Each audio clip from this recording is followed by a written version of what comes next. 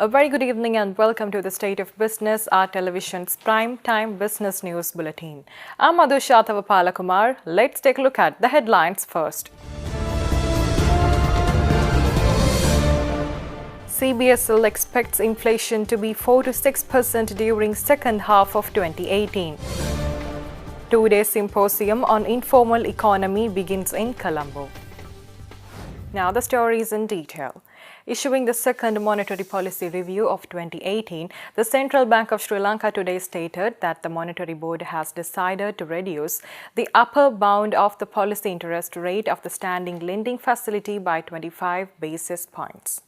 Headline inflation has declined further with the normalization of supply conditions, while core inflation has remained checked in recent months. Reflecting the impact of higher imports, the trade deficit further expanded in January 2018, along with the increase in import expenditure by 12% year-on-year basis to $2,014 million. Export earnings rose by 11.6% to $965 million in January 2018, driven by higher volumes and increased export prices. Tourist earnings and worker remittances helped offset the increase in the trade deficit as the tourist arrivals in January 2018 increased by 13.8% year-on-year basis, while worker remittances increased by 3.2% year-on-year basis to $1,309 million. Speaking to the media during the second monetary policy review press conference, Governor of the Central Bank of Sri Lanka, Dr. Indrajit Kumaraswamy, noted that inflation will remain within the target band of 4 to 6% during the second half of the year.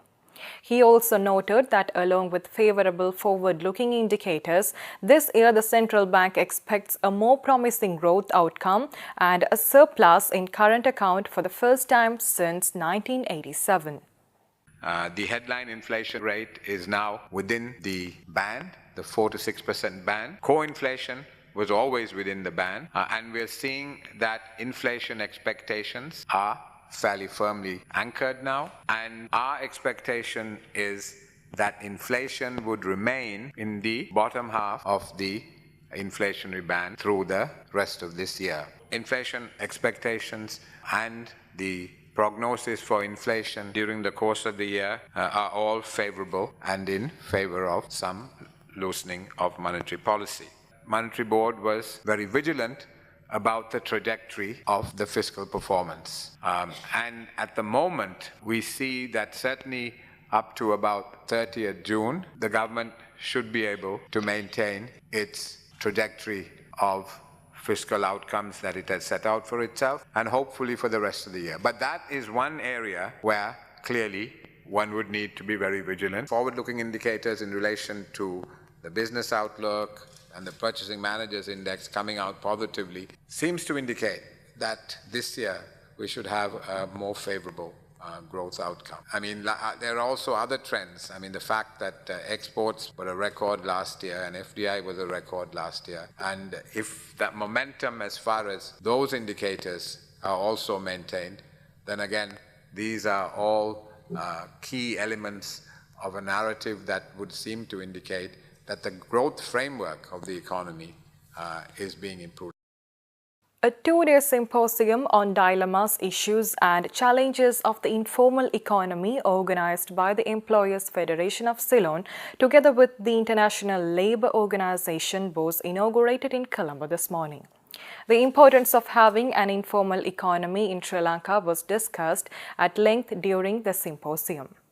The Employers Federation of Ceylon decided to hold this symposium at this juncture, particularly because the informal economy is once again an item on the agenda of the International Labour Organization conference in June 2018. This symposium addresses many issues that have been identified globally as those requiring attention. The special sessions on the informal economy of Sri Lanka is expected to address how employers and their organizations can help the country's economy.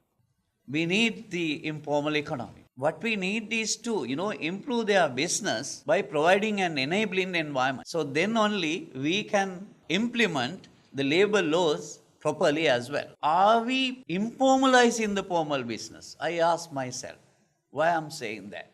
Look at the hotel sector and the tourism sector. You will find many small businesses, the household, they prepare a small room with some, attached bathroom and other facilities and rent it out. So tourists, the middle level people, those who come and hire that kind of, the facility and puts bicycle and, eating in small dabas. So this is the trend now, right? If you look at even Anuradhapura, Polonnaru and coastal areas, you will see what I am telling here. So what are we doing? Are we informalizing the business? Let's take a look at more news after this short break.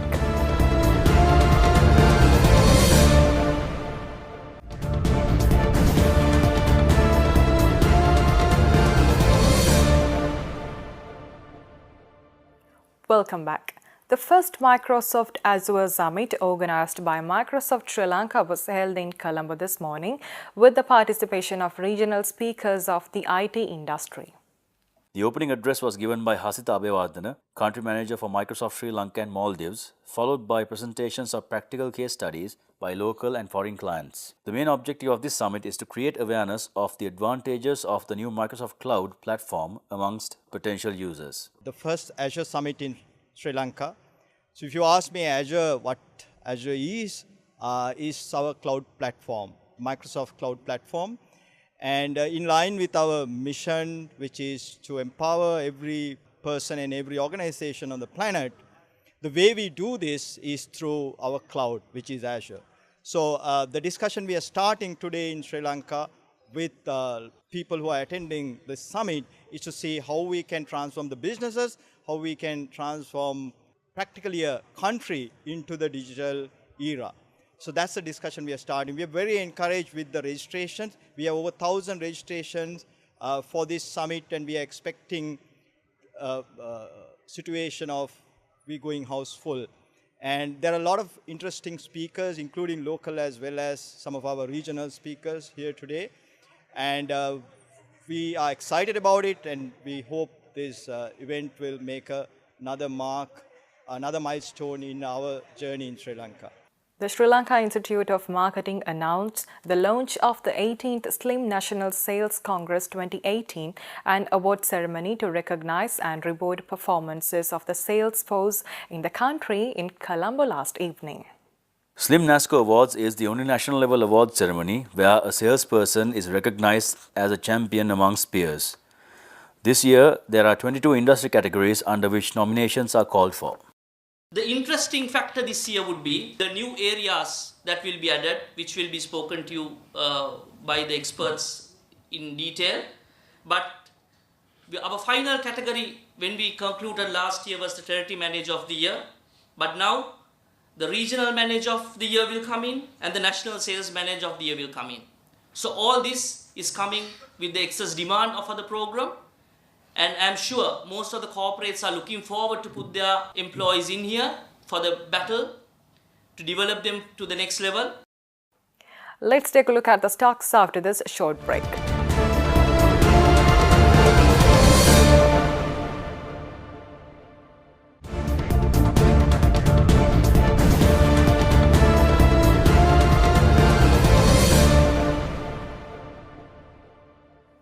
Welcome back.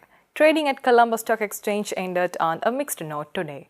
The all-share price index dropped by 13.92 points to close at 6,444.41, and the S&P SL 20 gained by 8.38 points to close the session at 3,640.19. The turnover was 1.2 billion rupees and 26.1 million shares were traded. Next is Forex rates.